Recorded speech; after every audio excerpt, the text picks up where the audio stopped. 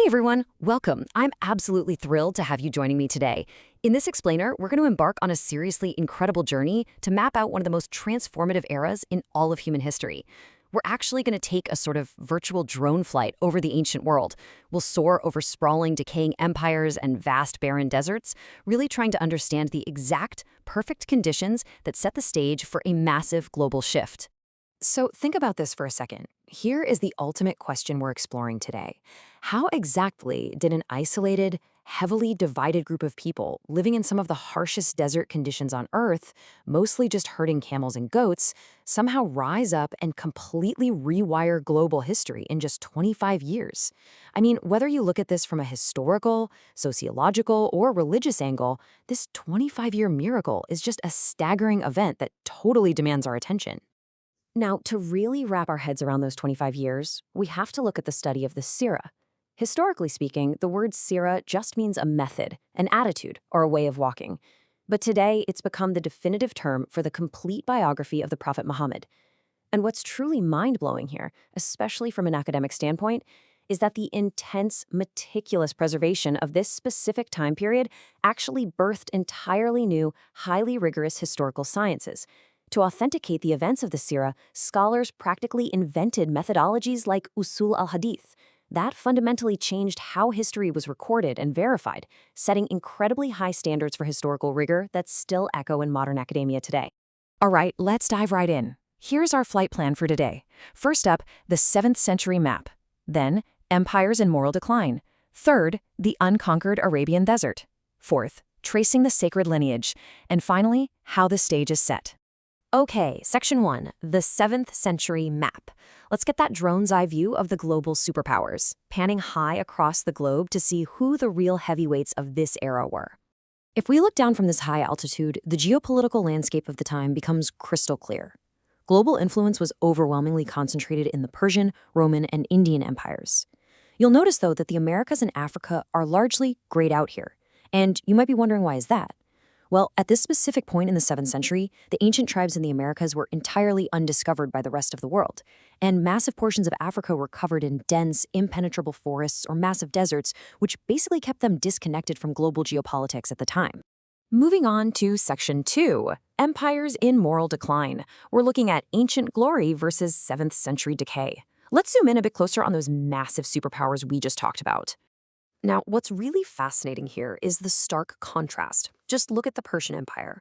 Centuries prior, you had King Darius confidently mocking Alexander the Great with his immense wealth.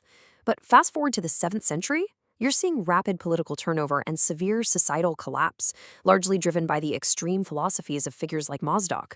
Then over in the Roman Empire, their once unified glory had totally devolved into rampant debt slavery and deep religious fracturing.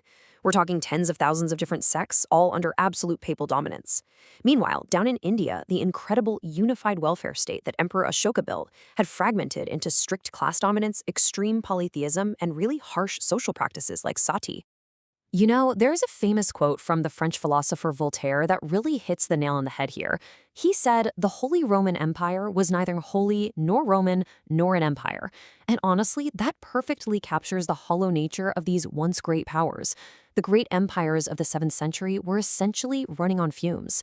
They were coasting on their past glory, completely stripped of their internal strength and moral compass. And according to the historical texts of the era, it wasn't just the massive empires that were struggling. During this period of global darkness, the scattered Bani Israel, who of course held immense ancient historical and religious significance, had also lost their standing. Driven by pride, a heavy focus on usury, and the loss of major territories like Jerusalem, they too lacked the global influence needed to spark any kind of worldwide moral revival. Which brings us to Section 3, the unconquered Arabian desert, an isolated fortress. Let's drop our drone right down into the middle of this. Picture this landscape, because it is absolutely crucial to our story. Arabia was, for all intents and purposes, an unconquerable fortress. Think about it. No major rivers, mostly barren, rocky mountains, and minimal agriculture beyond dates. It offered absolutely zero incentive for foreign empires to invade. Actually, Alexander the Great, he completely bypassed it. But here's the thing.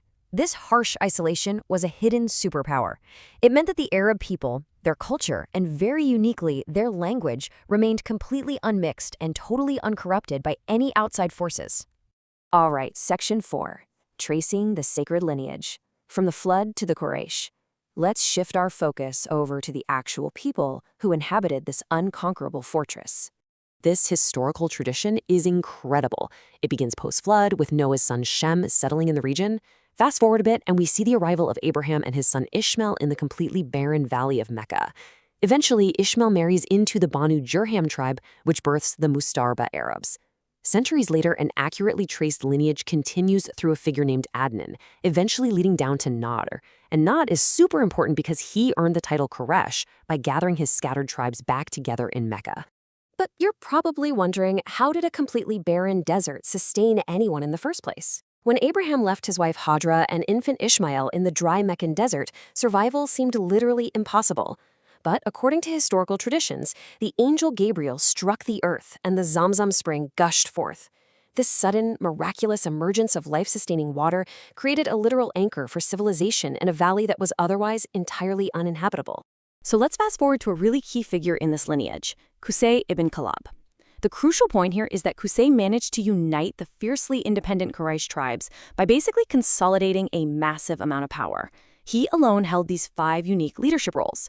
He presided over the assembly, held the keys to the Kaaba, fed the pilgrims, provided them with water, and served as the absolute sole flag-bearer in times of war. He effectively centralized all authority right there in Mecca. After Qusay, power transitioned down to a wealthy, famously generous leader named Hashim. The name Hashim literally means one who breaks, and he got that name because of his habit of soaking and breaking bread to feed the pilgrims. But then, Hashim tragically died on a business trip to Syria, and he left behind a young son in Medina that his Meccan family knew absolutely nothing about. It was this huge family secret just waiting to be uncovered, until Hashim's brother, Muttalib, eventually discovered the boy and brought him back to Mecca. And this actually leads to a truly captivating and honestly kind of funny historical misunderstanding. When Muttalib returned to Mecca with Hashim's son, a boy named Sheba who was known for these unique white hairs on his head, the Meccans assumed the boy was a newly purchased servant. So they started calling him Abdul Muttalib, which literally translates to the slave of Muttalib. The name accidentally stuck forever, and this boy, Abdul Muttalib, would grow up to be the grandfather of the Prophet Muhammad. Finally, Section 5, the stage is set. The perfect storm for global transformation. Let's pull our drone camera back up into the sky for a second and look at this massive geopolitical board we've just mapped out. Look at how all these pieces fit together to create a perfect storm. The ancient superpowers are decaying from within. They're completely unable to lead. Meanwhile, the Arabian Peninsula acts as an unconquered vault. It's preserving a people who, despite their own internal issues, retain raw courage, an unmixed language, and a really fierce sense of independence. Add to that the fact that Mecca is strategically located right at the literal crossroads of Africa, Asia, and Europe. It is the absolute ultimate launchpad for historical revolution. Which brings us right back to the monumental question we started with. With the globe mired in darkness, the superpowers fading, and the geographic and historical stage perfectly set in Mecca, how did an isolated group of camel herders use a 25-year window to completely, irreversibly turn the tide of human history? I'm going to leave you to ponder that one. Thanks for joining me on this explainer, and I'll see you next time.